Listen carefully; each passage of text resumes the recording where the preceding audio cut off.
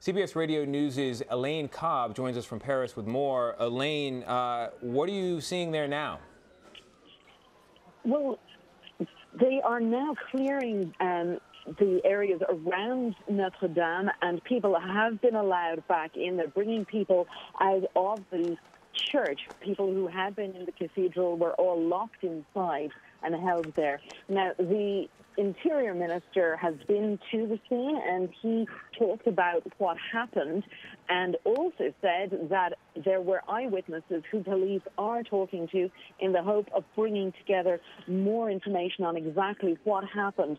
We do know that the man armed with a hammer came up behind a patrol of 3 police officers, started attacking one of them. His colleague reacted, moved back and fired at the attacker.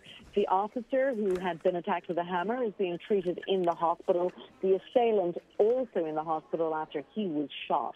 Now, the public prosecutor is in charge of the investigation, and counter-terrorism investigators will be looking at it because he apparently yelled, "This is for Syria," as he hit the police officer. There are also reports from eyewitnesses that he claimed he was a soldier of the ISIS caliphate.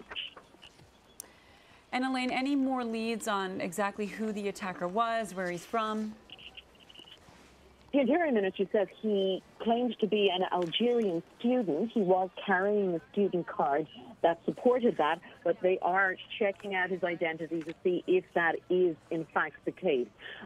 It's believed he acted alone, but police will be looking at his entourage to see if there were others involved, if he had help from anyone else, or if he had been communicating his intention to attack the police officers.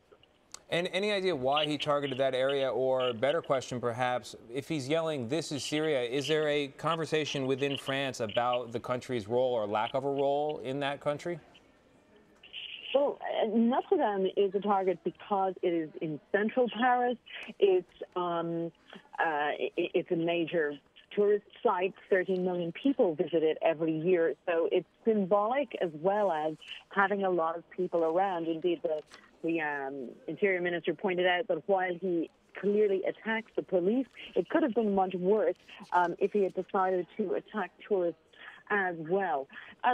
France has been involved in the fight in Syria, and that is something that the country has been very much in favor of continuing. The questions have been much more to do with, is the country doing enough? Is the West doing enough? There was a lot of concern here when President Obama at the time did not go after Assad after he crossed what had been the red line and used chemical weapons. So the French authorities remain committed to sorting out Syria.